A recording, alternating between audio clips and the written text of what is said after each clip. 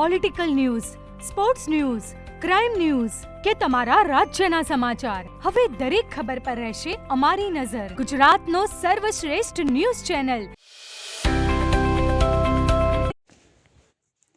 જીલિયા farm house અને police van પર થયેલ હુમલાનો મામલો. પાટણ ડીવાયએસપીએ યોજી પત્રકાર પરિષદ. બે ફરિયાદને આધારે પોલીસે કુલ 18 જેટલા આરોપીઓને ઝડપ્યા. નામજોગ આરોપીઓ પૈકી જહુભા સહિત 18 આરોપીઓને ઝડપ્યા. દલપુજી અને જીતુભા હજુ પણ પોલીસ પકડથી દૂર. તમામ આરોપીઓ માંડોત્રી ખાતે એકત્રિત થયા હતા અને ત્યારબાદ હુમલાને અંજામ આપવા ઘાતક હથિયારો સાથે જીલિયા ફાર્મ હાઉસ ખાતે પહોંચ્યા હતા. આરોપીઓનું રિકન્સ્ટ્રક્શન કરી કોર્ટમાં રજૂ કરાતા કોર્ટમાંથી 5 દિવસના રિમાન્ડ મંજૂર કર્યા છે. બાકી 2 આરોપીઓને ઝડપી પાડવા પોલીસે શોધખોળ હાથ ધરી છે. આ આરોપીઓને આશરો આપનાર સામે પણ કડક પગલાં લેવાશે. સોશિયલ મીડિયામાં 2 જૂથો વચ્ચે વૈમનસ્ય ફેલાવનારાઓ સામે પણ પોલીસ દ્વારા કડક કાર્યવાહી કરાશે. ભાવેશ બળદેવ દેસાઈ, જે ભાવેશ જીલિયાના નામે ઓળખાય છે, ગુજરાતમાં તેની સામે 20 જેટલા ગુનાઓ નોંધાયેલ છે. પાટણ પોલીસે ભાવેશ વિરુદ્ધ આર્મ્સ એક્ટ, મારામારી અને ગુજસિટકો સહિતના 10 ગુનાઓ નોંધાયા છે. ભાવેશ જીલિયા અને તેના સિન્ડિકેટ મેમ્બરો વિશે કોઈ પણ ફરિયાદ હોય તો કોઈ પણ વ્યક્તિ પાટણ પોલીસનો સંપર્ક કરવા પોલીસે અપીલ કરી છે. રિપોર્ટર જય કિશન પટેલ. જીલિયાની અંદર જે બનાવ બન્યો તો પોલીસે અત્યાર સુધી કઈ રીતે કામગીરી કરી છે, કેટલા આરોપીની અટકાયત કરી છે? ચાણસ્મા પોલીસ સ્ટેશન વિસ્તારના જીલિયા ગામે તારીખ 15 માર્ચ 2026ના રોજ જે ઇન્સિડન્ટ બન્યો હતો એના સંદર્ભે કુલ 2 એફઆઈઆર નોંધવામાં આવી હતી. આ એફઆઈઆરની ગંભીરતાને ધ્યાનમાં લઈને respected Banaskantha range IG Parikshita Rathod સાહેબ, રિસ્પેક્ટેડ જિલ્લા પોલીસ અધિક્ષક વીકે નાઈ સાહેબના સીધા માર્ગદર્શન અને સૂચના અનુસાર એલસીબી, એસઓજી અને ચાણસ્મા પોલીસની અલગ અલગ ટીમો બનાવીને આરોપીને પકડવા માટેની તજવીજ હાથ ધરવામાં આવી હતી. અને એફઆઈઆરમાં જેના નામ છે એવા 3માંથી એક આરોપી જસુભાને અરેસ્ટ કરવામાં આવ્યો છે.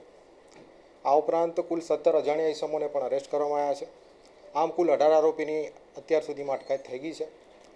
જે અજાણ્યા ઇસમો હતા એની ઓળખ પ્રસ્થાપિત કરવા માટે એક્ઝિક્યુટિવ મેજિસ્ટ્રેટ સાહેબની સમક્ષ એની ઓળખ પરેડ પણ કરવામાં આવી છે.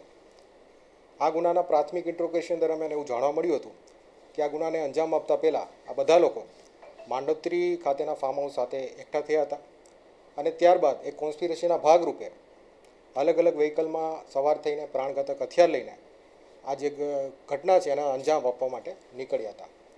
જેથી ગુનાની સાચી હકીકતથી વાકેફ થવા માટે આરોપીને સાથે લઈને આનું રિકન્સ્ટ્રક્શન પંચનામું પણ કરવામાં આવ્યું હતું અને ત્યારબાદ આ બધા આરોપીને નામદાર કોર્ટમાં રજૂ કરવામાં આવ્યા હતા.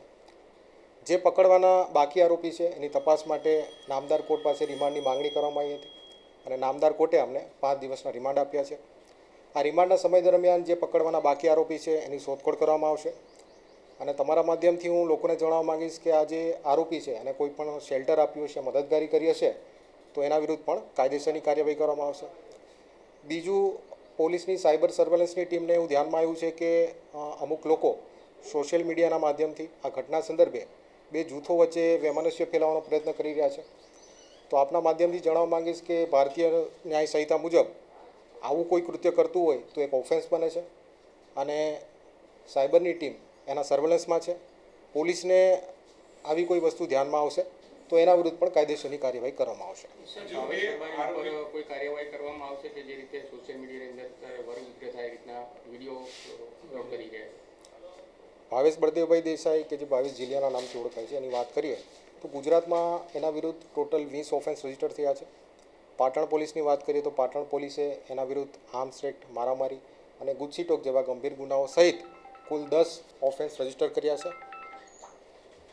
તમારા માધ્યમથી જણાવવા માંગીશ કે કોઈ લોકોને ભાવેશ જીલિયા, તેના સિન્ડિકેટના મેમ્બર કે એના જેવા કોઈ પણ બીજા ગુંડા તત્વો કે સિન્ડિકેટ વિરુદ્ધ કંઈ પણ ફરિયાદ હોય તો કોઈ પણ પ્રકારના ડર વિના, કોઈ પણ પ્રકારની ધાક ધમકીની બીક રાખ્યા વિના પાટણ એલસીબીની ટીમનો સંપર્ક કરી શકે છે.